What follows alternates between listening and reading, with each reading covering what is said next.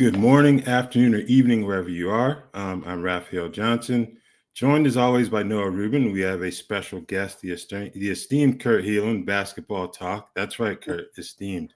I thought you were going to go with estranged, which didn't. No, but busy times. Not Roto World Q&A. We haven't done one of these since like fantasy playoff time, so it's been a few months.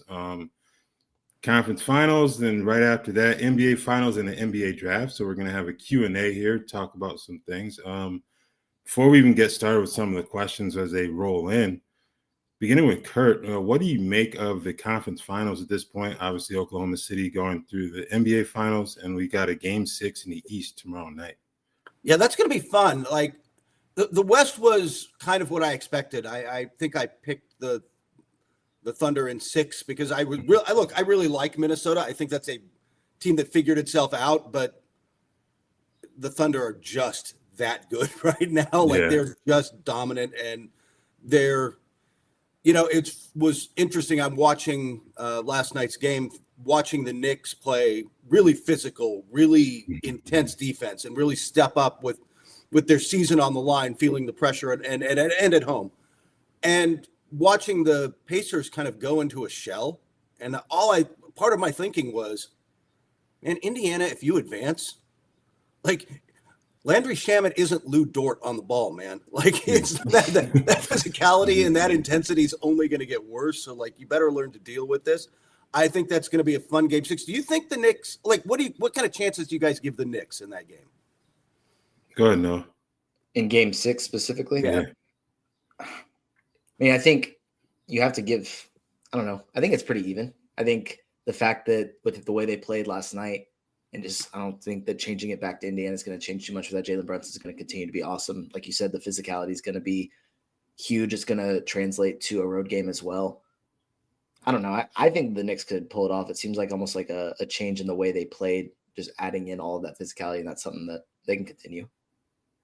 Yeah, I think it's possible. I think we were talking about this before we went on. And in my opinion, we're going to find out what it is in the first 5 minutes. I think we've seen this many times before in the playoffs where a team plays really well at home and they're facing elimination. Is that about the competition, about the fact they don't want to be embarrassed on their home floor? So I think with the scene shifting back to Indianapolis, I think there's certainly a tough enough Knicks team to get it done. Yeah. But we're going to figure out pretty early where they are. And the other thing I have, another question, Aaron Nesmith's ankle. Hurt it in game 3. He only played about 18 minutes last night, so that may be a blessing in disguise since the game kind of got away from them. Got him a little more rest, but how much is that bothering him at this point? Because he's been the best option on Jalen Brunson, and it hasn't been close. So I think that's the other thing to watch in game 6 on Saturday. I think that's a good point. And I'm also curious just to see how the Pacers seem to let go of the rope. They did seem to come into that game with a certain level of, hey man, we got 3 of these things. We just got to wait, right? Like, and I look, I don't like that attitude. I like, again, the Thunder were at home, but I like, hey, game 5, done. We're not playing around here. We'll see. But I think you're right. I think we'll see early on, and we'll see early on how Halliburton responds. Because 7 shots, and he did have 6 assists, but he just wasn't.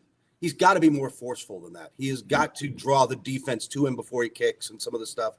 And I think, like you said, we're going to find out in the first 5-6 minutes, like which Halliburton shows up, which Pacers team shows up. But I think you're also spot on with Nesmith, man. That matters. I think also just it being back in Indiana, like you mentioned, Kurt, they did kind of let go of the rope a little bit there, probably a little earlier than maybe you'd expect, even though the game did get out of hand.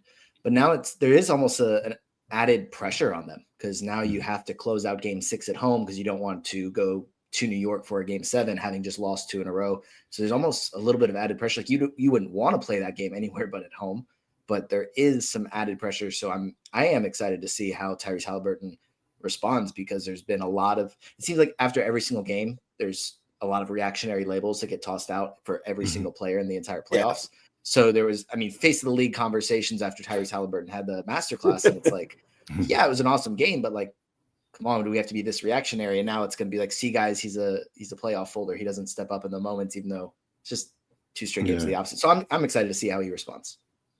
Yeah. Oh, I will add this really quickly, and Raphael, cover your ears. If it is a Game 7, they did this last year in Madison Square Garden, and it didn't go well for the Knicks. So That's true. There is a history. True. Knock on wood, the Knicks will be healthier than they were in that Game 7. Yeah. So, but yeah, it's even with Indiana grabbing that 3-1 lead, now it's 3-2. Obviously, it's been a fun series so far. I think.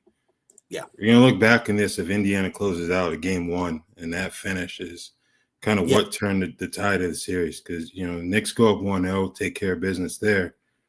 You're looking at a split. You're in a much better position, than you are at this point. So.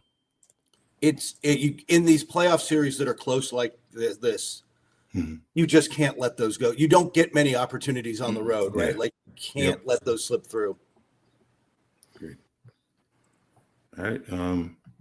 Still waiting for some questions to trickle in, but I guess we can go over our second edition or mock draft that we released on Thursday morning. For those who don't know, the NCAA withdrawal deadline was Wednesday at 11:59 p.m. Eastern. So had a lot of movement there. There are various reasons you can probably get into that really aren't an NBA-focused type deal. But the top of the draft really didn't change much. I think you're still expecting Cooper Flagg to Dallas and then Dylan Harper to San Antonio. I think we'll kind of just talk this through in terms of the order of our picks since we all alternated. I had Dallas at number 1. Like I said, even with Nico Harrison's mystifying decision in February to trade Luka Doncic, that they're going to draft Cooper Flagg here. Yeah. How he fits next to Anthony Davis is going to be intriguing, and also that future franchise cornerstone they're looking for. AD's in his 30s, Kyrie Irving in his 30s, won't be available to start the season. So this is a huge pick for the future of that franchise. Starting with Noah, like how do you kind of evaluate Cooper Flagg and his potential fit in Dallas? I think it's going to actually be an incredible fit from day one. I mean, obviously he was going to fit in well no matter where he went, but now he's going to this team that not only is going to have playoff aspirations from year one, but that isn't going to have their starting point guard for the first 3 or 4 months of the season. And we saw Cooper Flagg take on a lot of playmaking opportunities at Duke. They didn't have like a true point guard. They had a few guys that could handle the ball, but he was also one of their primary playmakers. So now we're going to see this 6'10" defensive menace that's also able to do everything on offense. Probably see some point guard, at least some playmaking opportunities for this Dallas team. So he also fits the Nico Harrison mantra of defense wins championships, which I'm sure everybody has heard a few times by now. So I think it is just a flawless fit, even though it is kind of like are you kidding me? This team just made this decision and then gets rewarded or gets a get out of jail. Exactly. Mm-hmm. Yeah. The basketball karma on that was just like, really? That's where we're going with this? But I'm with you. I think he fits in really well. Not only you mentioned it gives him a bridge to the future because Kyrie and AD are in their 30s and there's not that much, there's a limited number of years there. So now there's a clear path forward. Mm-hmm. But look, man, I was one of those guys who I was in Las Vegas with Team USA training camp last summer for writing a bunch of stuff for getting Paris Olympic content together, right? And working on that, watched those scrimmages and was like, by day 3, you're like, Cooper Flagg's the best guy on this select team. And that's a team with Cade Cunningham, a whole bunch of guys. You're like, Cooper, like that was the one I ended up writing about him and like, this guy's real. And like, he is going to step into the NBA and impact both ends of the floor. And it's going to be fun to watch. Yeah, I think the point guard situation there to watch is going to be worth watching too. Obviously you mentioned Kyrie, but Spencer Dinwiddie, Dante Exum both being free agents. I've seen reports about there being interest in Chris Paul. He played all 82 games this past year. He could be someone to help them out in the short term. So how they address that position is going to impact Cooper Flagg as well. Yeah, he's been solid everywhere he's been the last few years. He's not that guy anymore, but his game ages well because it's so smart. Right? Like he's just going to put guys in the right position. And that was part of the reason for having him there with Wemby and Castle in San Antonio, right? Like, hey, let's get a guy who's going to teach them how to be a pro and teach them how to play the game. Doesn't hurt to put that next to Flagg. Just got Chris Paul going on tour around the NBA, just showing everybody how to play basketball at a high level. He's the new Jared Dudley. He's just going to have this extended career where Yeah, I ended up with the number 2 pick, and it's Dylan Harper, right? Like he's kind of on his own tier too, right? Like I have the Spurs taking him. First off, that's not a bad option, man. If your backcourt is Castle and De'Aaron Fox and Harper, and is Harper the best of them 3 years from now?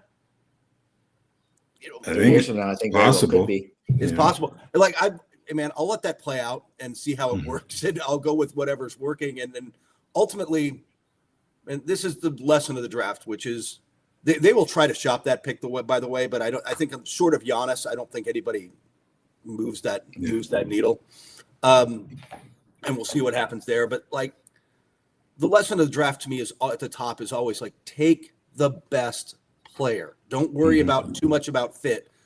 If you've got 3 really good guards and you end up having to trade one of them, okay. So be it. So be it, man. We'll end up with really good ones down the road. So yeah, I don't think it's to me, that's like a no-brainer. You just take Harper, and then it starts to get interesting after that.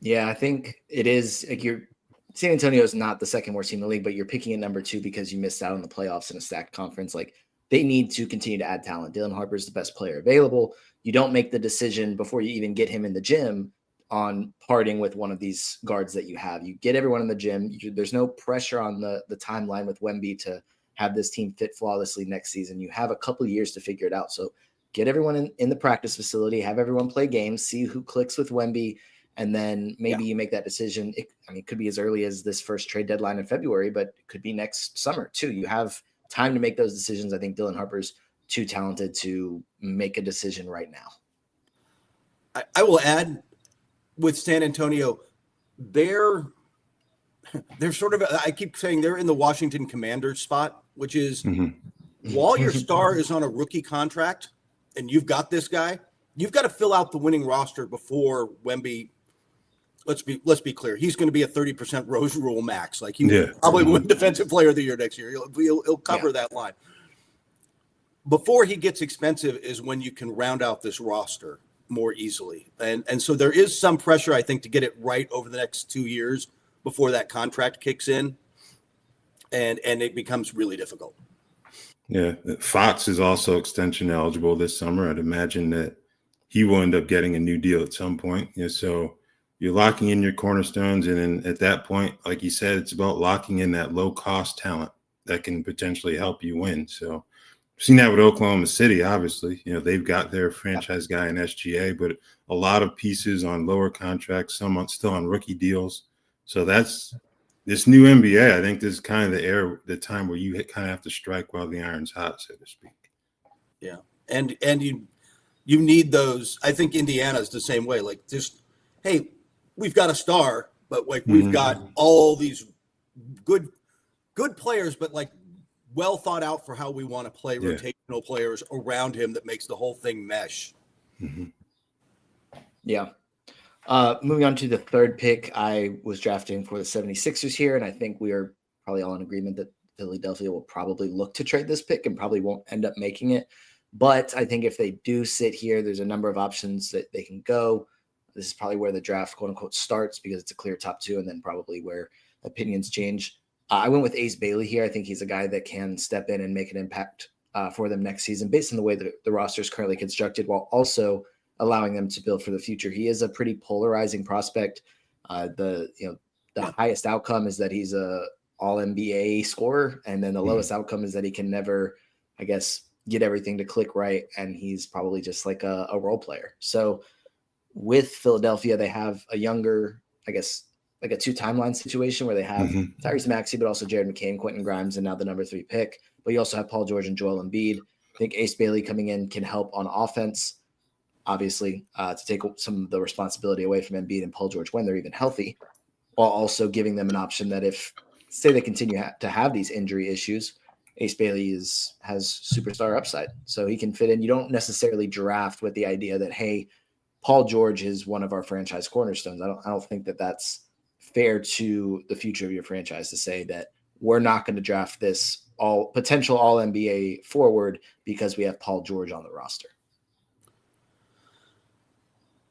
I think you're right. I think you've got to look forward. By the way, I mean, how much, if you're Philadelphia, like you're talking about the 2 timeline thing, like how much are you betting on Embiid and George? Like short term, I guess you're hoping that they're healthy for a year or two, but like Right. I might be looking right past it in some ways right now as I'm starting to build this thing out. I mean, financially, they put themselves in a position where they have to count on them, to come good here. I think another question, you mentioned Quentin Grimes. How much is it going to cost to keep him? Because he'll be a restricted free agent this summer, as well as he played down the stretch. Maybe there aren't too many. Yeah, there aren't too many teams with a lot of like cap space going into this summer. But what's stopping one of those teams from throwing him an offer that Philadelphia can't really match, just because the amount of money they have tied up in their supposed big 3? So I think that's the question here. Yeah, he's a good guy to poach because you can plug him in just about anywhere, and he's going to help you out. Yeah. Mm-hmm. All right, but yeah, Philadelphia should be interesting. I agree with Noah. That's kind of where the draft's probably going to start, so to speak. But the 4th pick, Charlotte, an interesting situation down there. Guys just can't seem to stay healthy. I went with VJ Edgecombe out of Baylor with that spot. I know there was discussion about what he measured at the combine, but they don't play basketball without shoes on, so I'm not too worried about that. His scoring ability and athleticism, I think, is what kind of sets him apart from some of the other guys you're going to consider for this spot. I think he can slot in next to LaMelo Ball. Josh Green, they've had starting at that spot, but he really doesn't provide much offensively. So I think this is a situation where if everyone's healthy, Ball, Edgecombe, and Brandon Miller, those 3 perimeter spots, I think you can do a lot worse than that for a rebuilding team. But we'll see what happens there. No, I think putting finishers like Edgecombe next to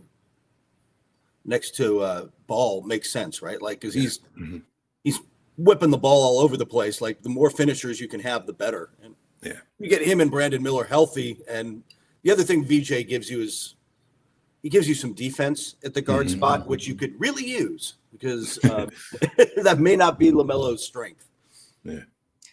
Yeah, I think there's definitely a conversation for VJ to even be the number 3 overall pick because he is that type of two-way talent.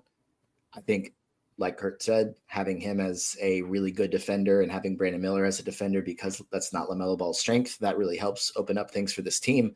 And then he's obviously very, still good offensively. The shot, we'll need to see how that looks and how he can develop that, but he's a freak athlete.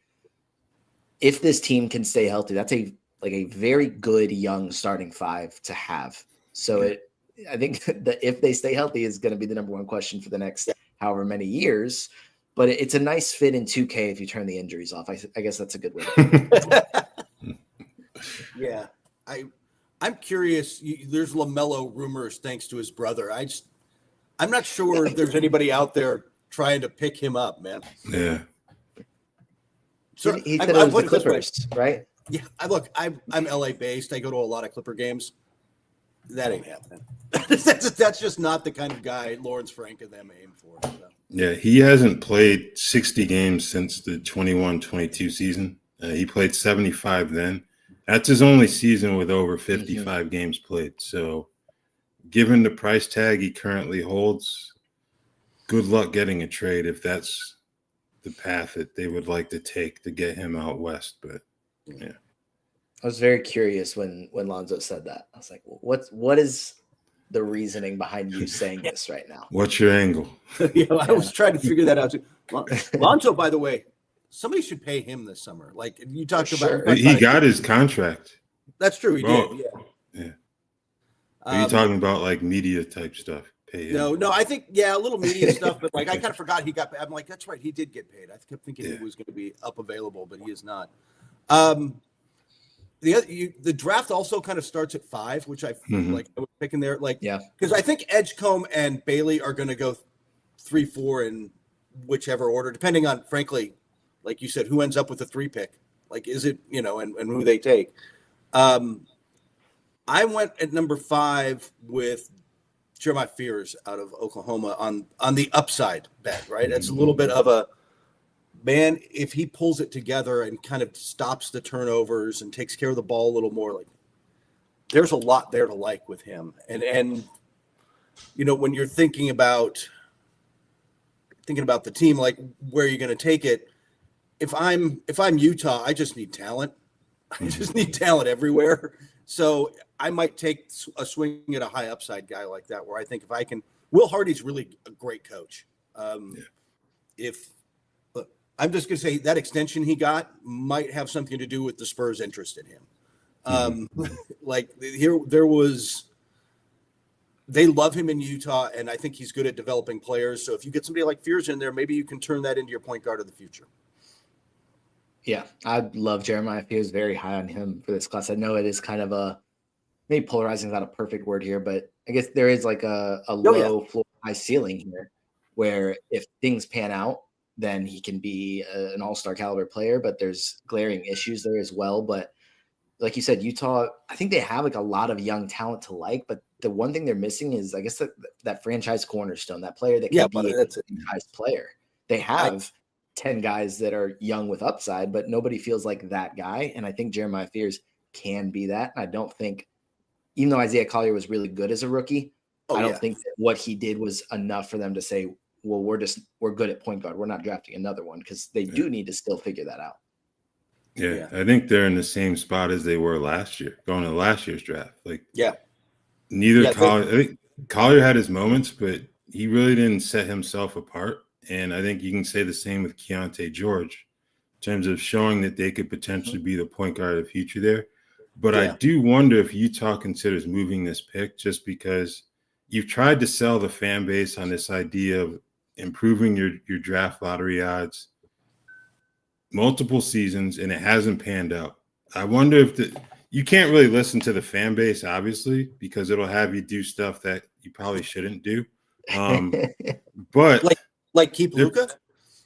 Or I was thinking more draft Magic Lampy, just because they're chanting his name. There's that. But I think at this point, kind of tired. You get sold this idea of, all right, we'll improve our draft lottery odds, get the best possible pick. It hasn't panned out.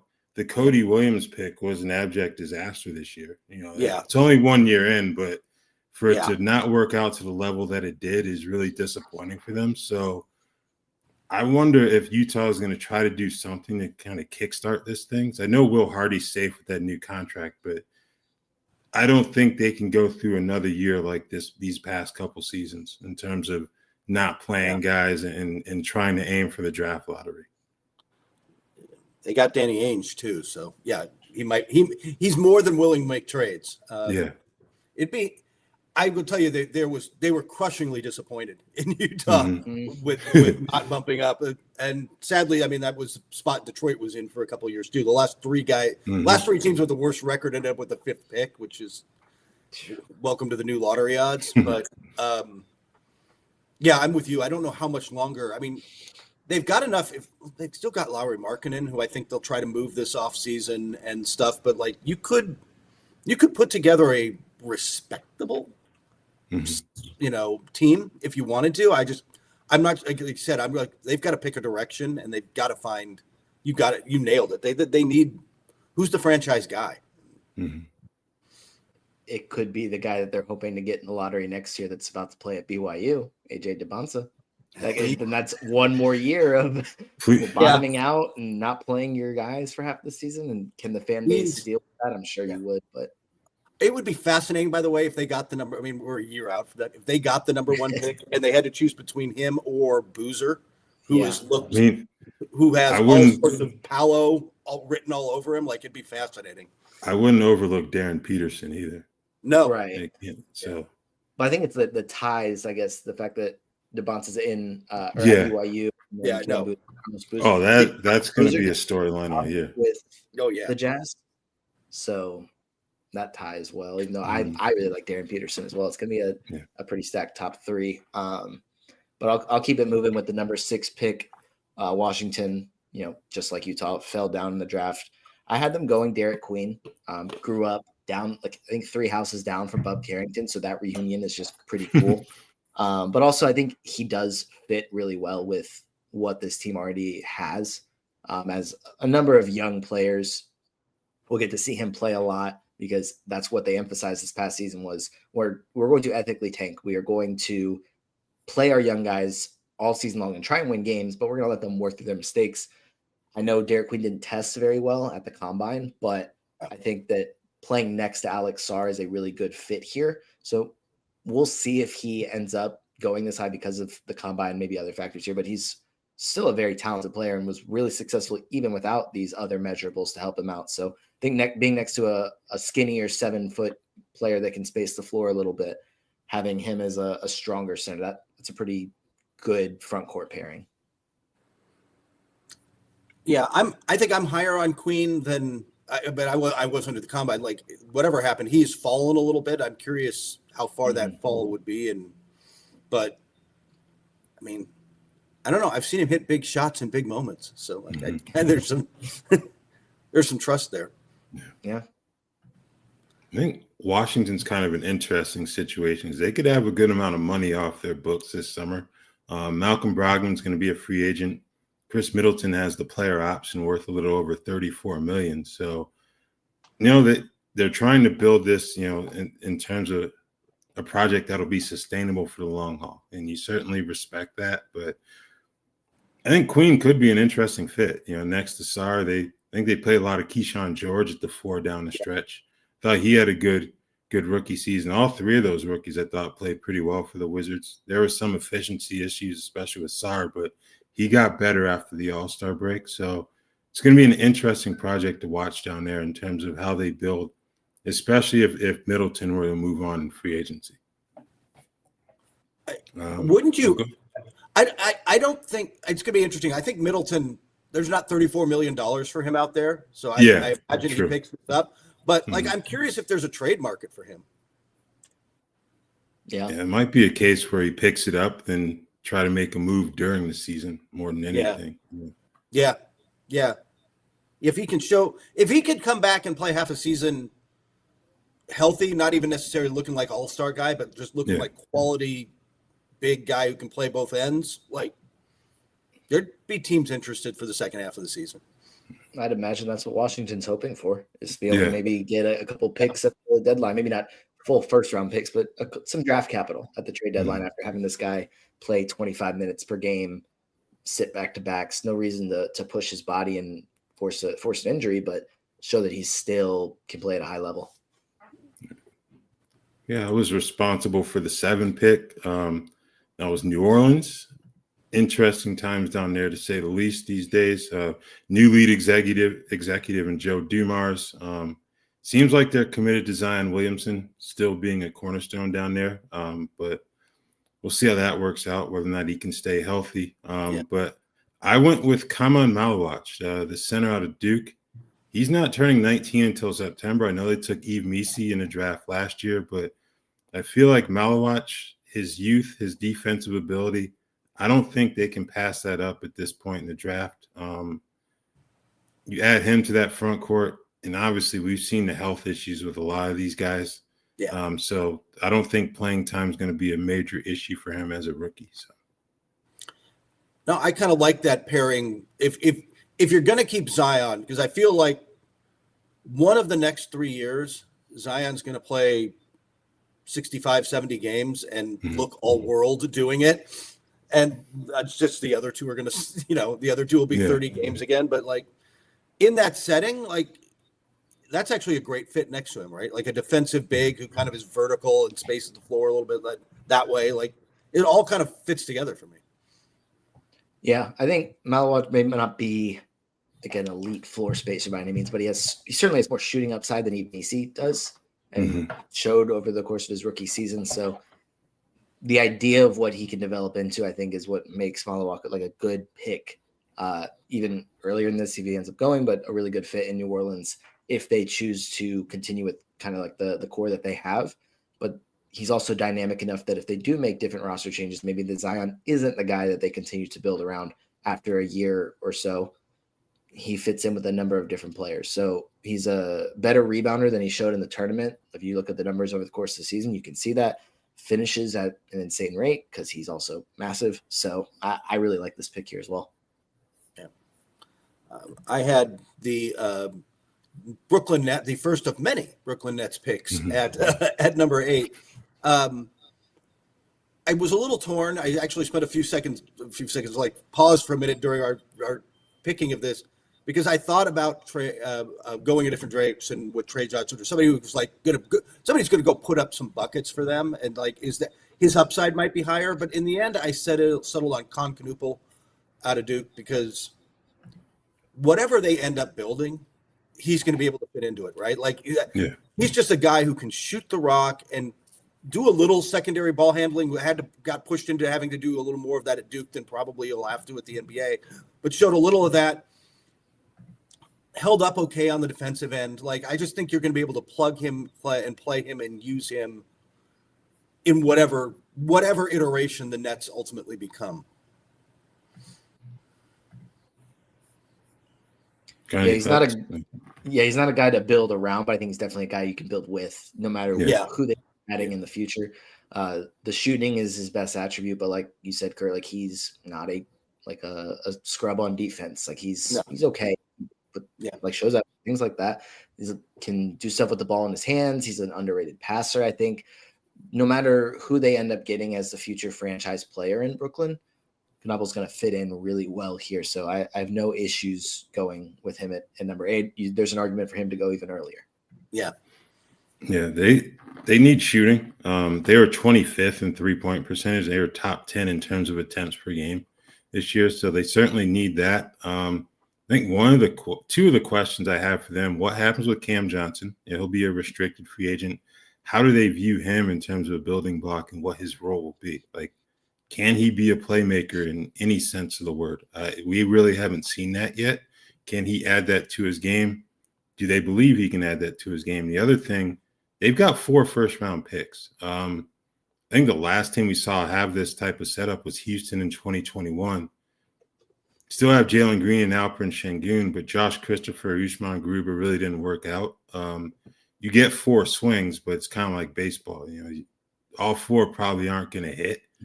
So, it'd be interesting to see what they do. They've got plenty of cap space as well going into the summer. Do they look to make a move to, speed up this rebuild process a little bit? So that'll be something to keep an eye on in Brooklyn, I think. I think they would love to move up and get one of those top guys. I'm just not sure as much as they have a lot of picks and future picks and stuff. I'm just not sure that they have enough. Obviously, Dallas isn't trading number 1, but I don't know that they have enough to get 2 or 3, frankly, with what they've got. Right. So. Yeah, and is giving up multiple other picks worth it to leap up from 8 to 5? I'm not sure it is. Yeah. So you might as well just try and take best player available at 8. Moving on to number 9 was Toronto, and I went with Trey Johnson here. And I think this is just kind of a best player available to me. Yeah.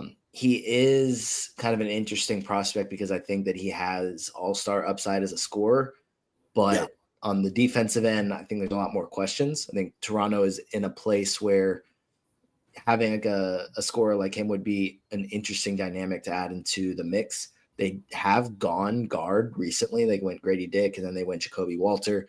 But I think Trey Johnson has a lot more upside than both those guys. You have Brandon Ingram, you have Scotty Barnes, you have the makings of a playoff team potentially next season if everyone's healthy. So having Trey Johnson maybe step in and be a bench scorer in year 1, try and see how he develops. But then if this current roster, the way it's constructed, doesn't work out, which I'm not banking on it to, frankly, then you have a player that can potentially be a franchise guy within a few seasons. He has that upside. I'm not fully sold that it's going to happen, but the talent here is really intriguing. Yeah, no, I doesn't he strike you as just a future at the low end of this future bench microwave scorer? Yeah, which is almost like a endangered species in the NBA. Yeah, you don't see many of them anymore, but I could totally see him stepping into that role somewhere eventually, kind of evolving into it. Yeah, Toronto's another team that needs 3-point shooting. They were bottom 3rd in terms of attempts and percentage. And And now you're going with a lineup that's going to be headlined by Scotty Barnes and Brandon Ingram. Ingram's more of a mid-range guy. Same with Barnes. Neither one's going to be much of a three-point shooter. You have Emmanuel quickly, but you're going to need more than that. So I think Trey's ability to score in bunches could be helpful here at this spot. I do wonder what they're going to do with RJ Barrett. It feels like they've got too many cooks in the kitchen on the wings, I think. What happens with him this summer, in terms of his status? They look to move him because I think that's going to be too much in terms of the guys that they have. Like, you can probably play Ingram at the 4, but that just feels really awkward with Barnes and Barrett on the wings, and then quickly as well. So I don't know. We'll see what they do there. 10, Houston, we talked about them briefly, but they picked up this pick from the Suns. I went with Kasparas Jakušionis, the point guard from Illinois. Not much of a shooter, but I don't know. I think his playmaking ability and size could be an asset for them on the perimeter. So that's something to keep an eye on. But Houston's in an interesting spot. They clearly need shooting. Fred VanVleet, not Dylan Brooks, but Jalen Green, neither one very efficient shooters this year. So they're going to need help there. I think they're going to look more for a veteran to help with that. Someone to help immediately as opposed to a young guy to get in there and kind of a long-term project alongside Reed Shepherd, if anything. Houston, I think, is one of those. We've talked about it with a few teams. I'm not sure they end up making this pick. I ultimately think they want so badly to trade to get a star. But if Giannis or whomever is not going to be there, they're still looking for upgrades of talent they can trust in those big moments. And I think the 10 pick is part of what they dangle out there to see if they can get it. So my guess is that they're not making this pick, but if they do, I actually like this pick. I'm higher on him than most. Is he the Fred VanVleet for the next generation kind of guy where he can kind of come in and ultimately run an offense for you? And I think he can while doing it. So yeah. that helps a little bit. Yeah.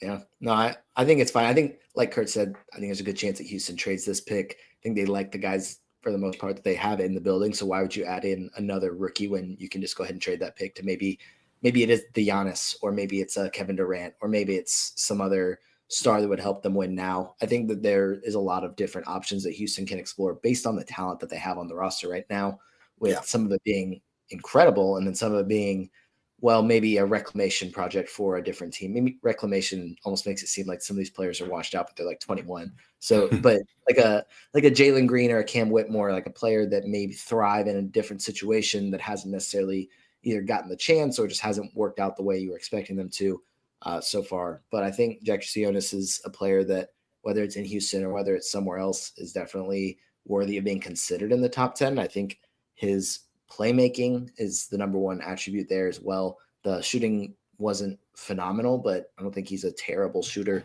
So if it's in Houston, I think he would be a nice backup playmaker, because they had Aaron Holiday there, but they didn't really have, it was a lot of, Amen Thompson, Jalen Green, like those players when Fred VanVleet didn't have the ball. So, which obviously you want the ball in Amen Thompson's hands, and that's not what I'm saying to get it out of his hands, but another dynamic player in there is interesting.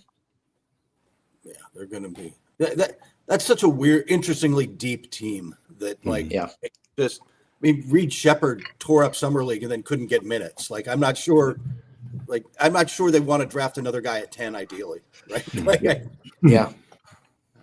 I had the Trailblazers at 11 and went with Colin Murray Boyles, who I'm a little higher on than most. I think he's the ultimate, though, in this draft. If you can develop his shot, he's got everything else. But there is that concern about, shooting. So Portland has a lot of interesting young talent. They are developing a lot of interesting young talent. It's really, I don't know. It feels like I don't want to say that franchise is on hold, but I just don't know what's going to, until they're sold. It's really hard to know what direction the new ownership is going to take them. Not, by the way, for those listening, not move them. They're not going anywhere. They're going to put another team in Seattle. There are going to be 2 teams in the Pacific Northwest and three 3 someday. Maybe. But I still think that's a guy who, like, if you've got all this young talent and you're trying to, hey, we'll see how Scoot fits and Simmons and Simons. I mean, all the other guys they've got, Kamara. Hey, this is the kind of guy where if plug him in and let's see if he can develop as well. Because if he gets a shot, then you've got something. Hmm. Yeah, Portland's a nice hodgepodge of talent, but we're not exactly sure how it all fits together. There's a lot of talented players on the team. They made that little push at the end of the season where they were like about to get the 10 seed, and that didn't end up happening. But it's encouraging here. But the idea of Colin Murray-Boyles and Tumani Kamara just wreaking havoc on defense is just so exciting to me. I would love for this to happen. I'm very high on Colin Murray-Boyles. No matter where he ends up, I think he's going to be able to step in and make an impact from day one, which is why I think some of the teams that we've talked about, whether it be Philadelphia or Houston, like a team that might be looking to add just a win now piece, you could see Colin Murray-Boyles at least being considered very high. I don't know if it'll actually end up happening, but you have to have the conversation of, hey, he might come in and make more of an impact than anyone else from day one. So we need to talk about this. So I'd be very excited if he was able to be added into this Portland rotation. But then you would really be hoping that they make decisions on players like Simons, like Jeremy Grant, like DeAndre Ayton. Because if I have to sit here and watch Jeremy Grant play and Colin Murray-Boyles get 10 minutes per game because of it, Raf's already shaking his head. I know he was. Well, hopefully they would be able to trade some of these, not old players, but older players to allow these younger players to play. Yeah, hopefully. Yeah. Don't forget they have Donovan Clingan too. That's another. But, that's a good point. Yeah, those who watch our shows for fantasy purposes know my feelings on Jeremy Grant, so we won't expand on them at this point. Then let's get into DeAndre Ayton.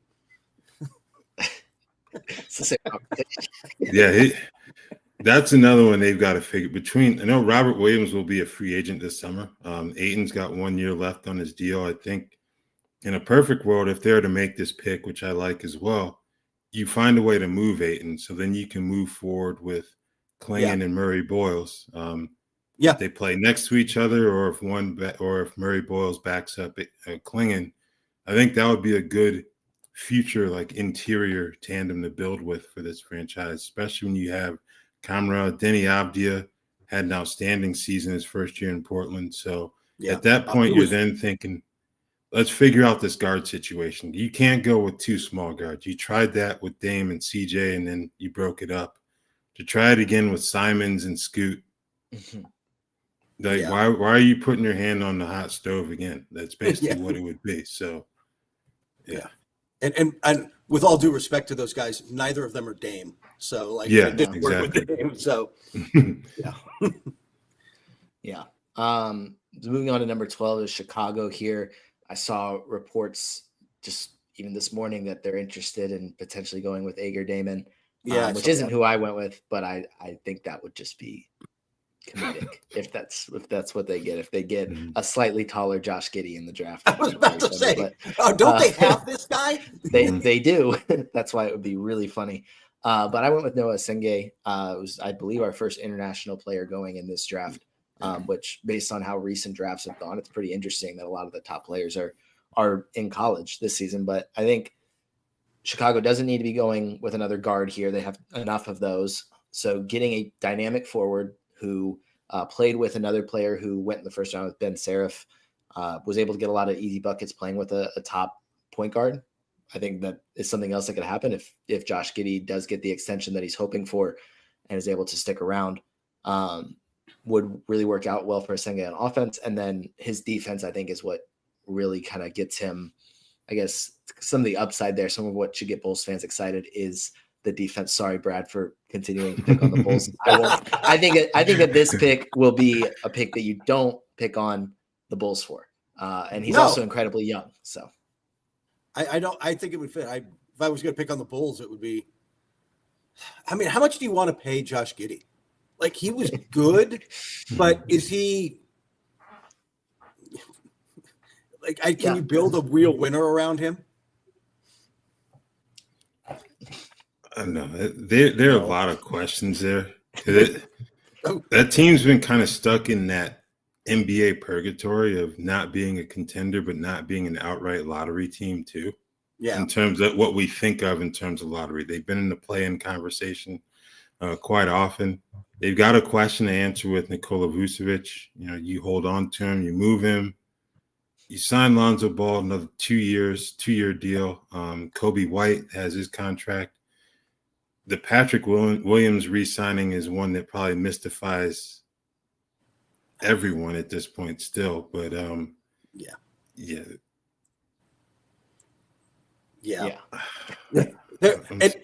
Everybody doesn't like that one except for agents trying to get their guys extensions off rookie deals. Well, Patrick Williams got. But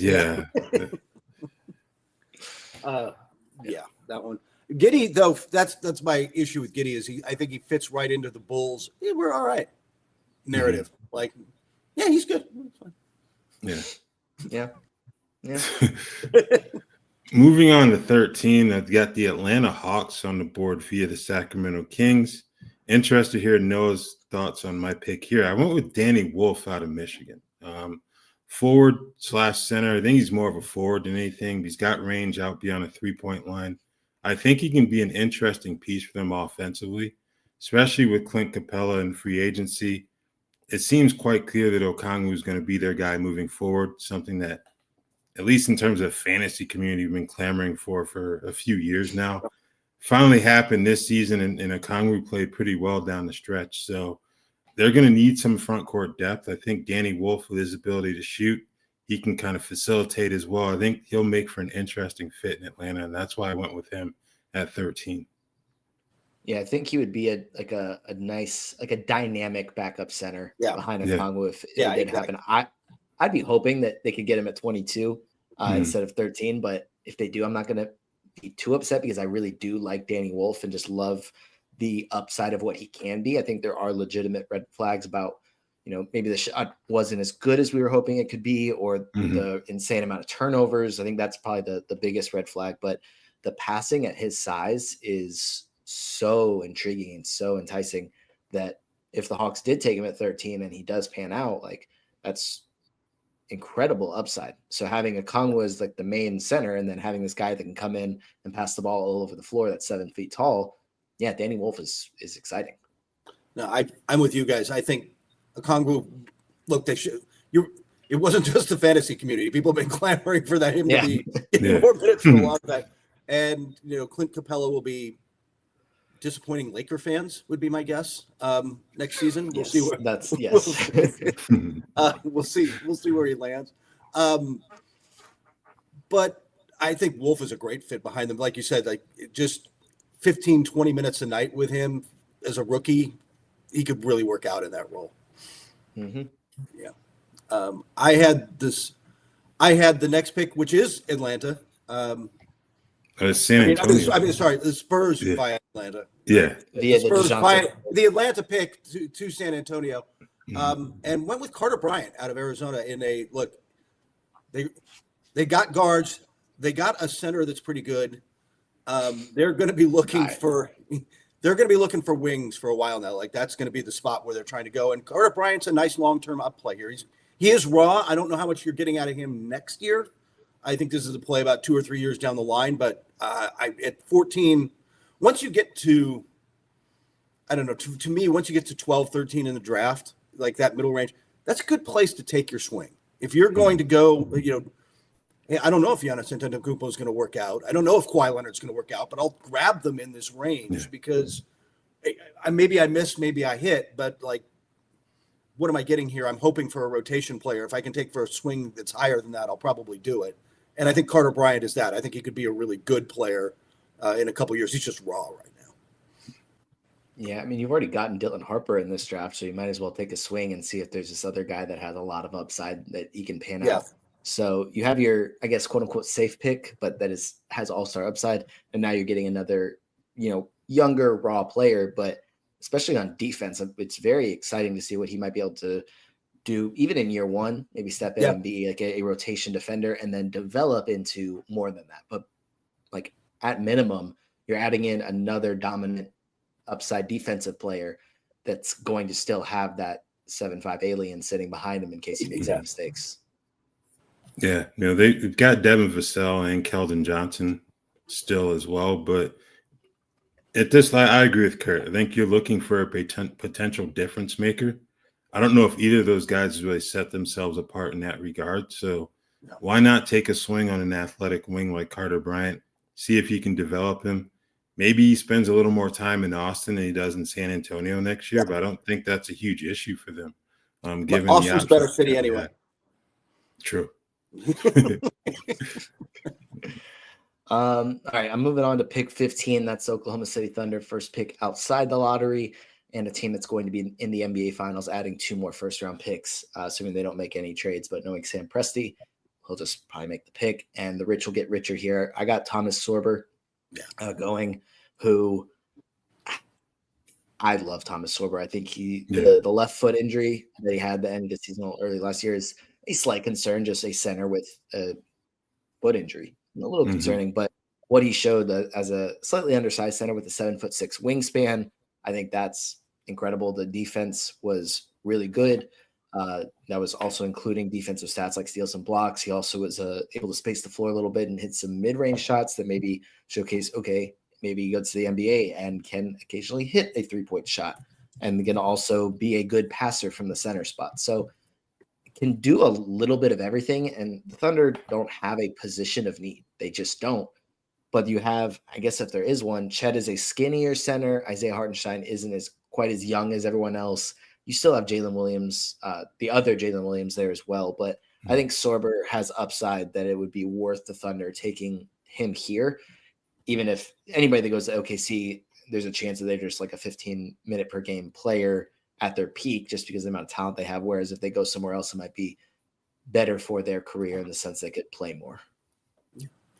Well, I mean, Hartenstein's not there. I mean, you've got him this season and probably next season, but he probably gets too expensive to keep beyond the existing contract. And Chet's your guy.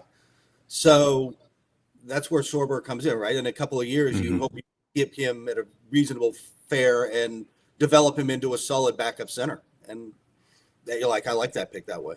Because you're right. They can think 3 chess moves ahead where they are right now. Yeah.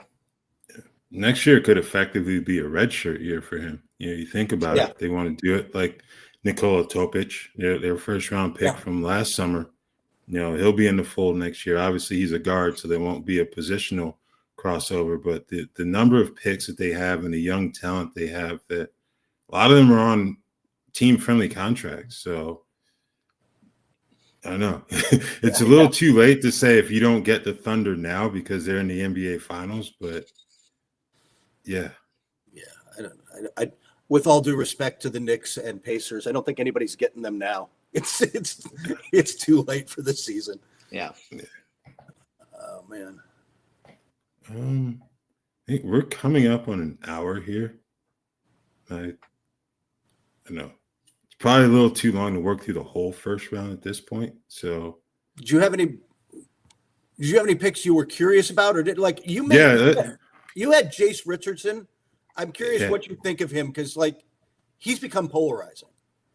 Yeah, the big thing for him was the combine, the measurements. I think he didn't even come out at 6'1" without shoes. Obviously, you don't play without shoes, but that's a bit concerning for someone a lot of people I think figured as a 2 guard. Yeah. And he comes in at point guard size. So maybe that won't be too big of an issue in Orlando because they need shooting, period.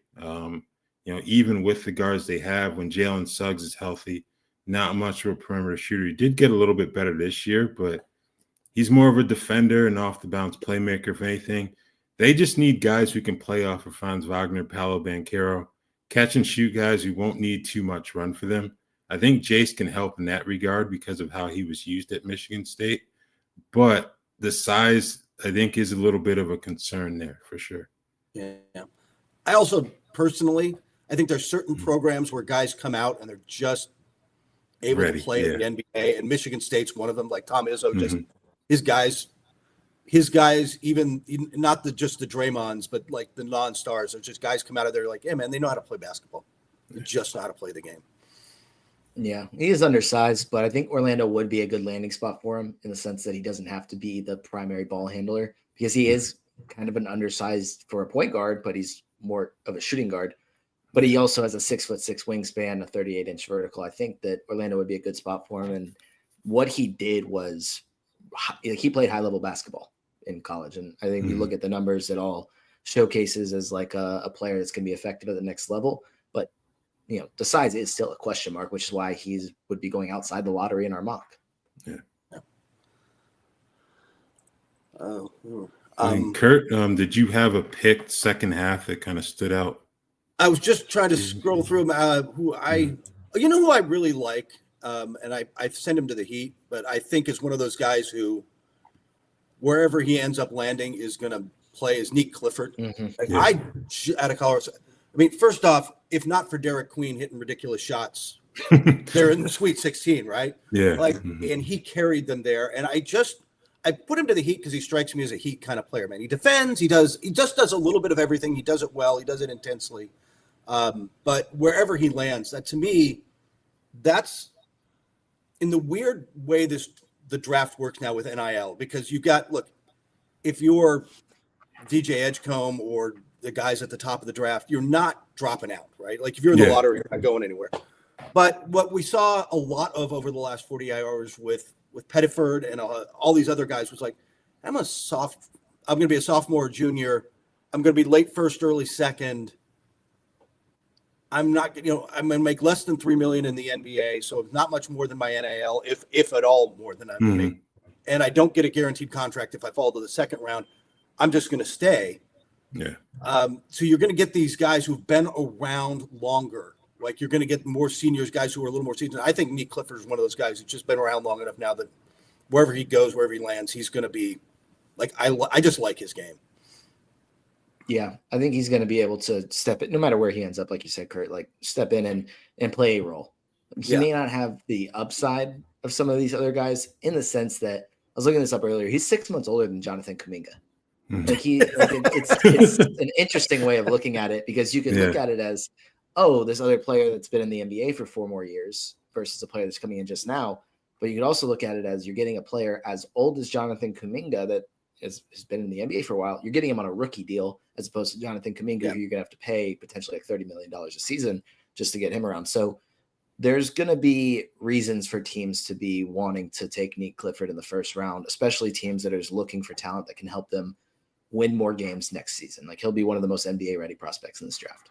Where do you guys want to see Kuminga end up?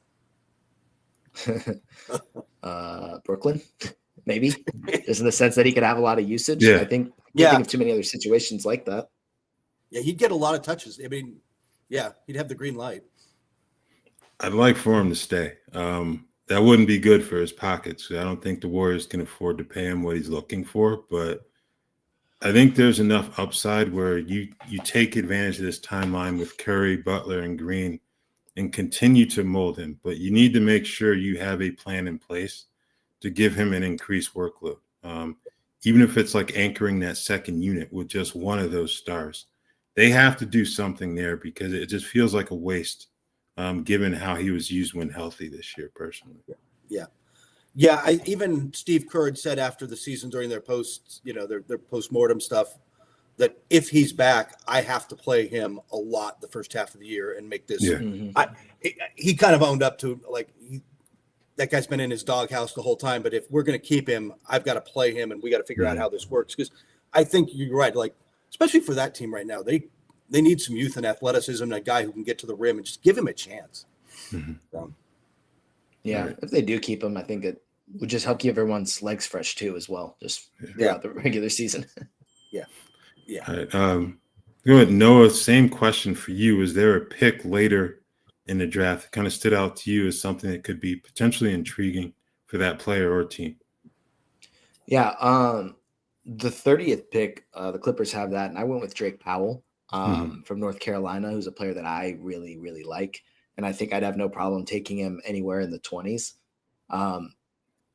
Like bare minimum, he's going to come in and be an impactful defender, which I think is something that the Clippers can never have enough of, and they enjoy having a lot of those types of players. 43-inch vertical, 7-foot wingspan, and was a very good defender as a freshman playing in the ACC. Like those things are intriguing as well. He also shot the ball pretty well from 3. And I think you can see in like spurts, like little, I guess, intriguing plays that show his shot creation upside. But I don't think he's going to need to come in and do those things. Obviously, his role would change on a Clippers team that has James Harden, that has Kawhi Leonard, that has Norm Powell. You're not going to have him come in and create shots, but he can be a 3-and-D player that has the upside to potentially be more than that one day. I think that'd be a great pick for the Clippers to add at the end of the first round, considering they don't have a ton of draft capital and don't have a ton of exciting youth on this roster right now. Yeah. No, kind of the opposite. Yeah. I think one last name I'll throw out there. I had him going to Orlando at 25. Maxime Renaud out of Stanford. I think he would be a good fit in Orlando. You look at their center situation. Wendell Carter Jr. is the starter, but he struggles to stay healthy.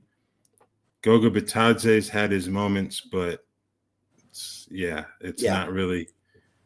And then you got Mo Wagner. I'd expect him to be back. I think he's going to be a free agent this summer, but he's giving them good production. Even if he does return, he's coming off the ACL tear. So you have to imagine he probably wouldn't be ready to start training camp at a minimum. So add a player like Reynald, his skill set offensively, and he's a solid defender too. So I think that would potentially be a good fit at 25 if he's available. It's a good call. They're not big enough. They need more. Yeah. I figure you've seen Orlando in drafts in years past. They tend to go with the length. Oh yeah, absolutely. And no, actually, I like that call. Actually, yeah. I until you'd made that pick that day when we were doing, I'm like, oh, that's actually a really smart fit. So yeah, I like Reynald as well. No matter where he ends up, but I think in Orlando, I was just looking it up. Wagner has a team option for next season that they may or may not choose to pick up. But then they do have Bitadze, they do have Wendell Carter. But if they want, that's not an answer. That is a few different options, but it's not a true answer. I think Reynald or another center that we didn't even draft that could be an option there is Hanson Yang, the international center, really good passer as well. So a couple options that they'll be able to consider, and they have 2 first-round picks to try and address some of their issues because they have 2 really, really good solutions and then a lot of question marks on the rest of the roster. Yeah, absolutely. All right. Well, we've gone a little over an hour. I think kind of bored you all enough, but thank you again for tuning in. For Kurt Helin and Noah Rubin, I'm Raphielle Johnson. Thank you again for tuning in to this live stream, and enjoy your weekend.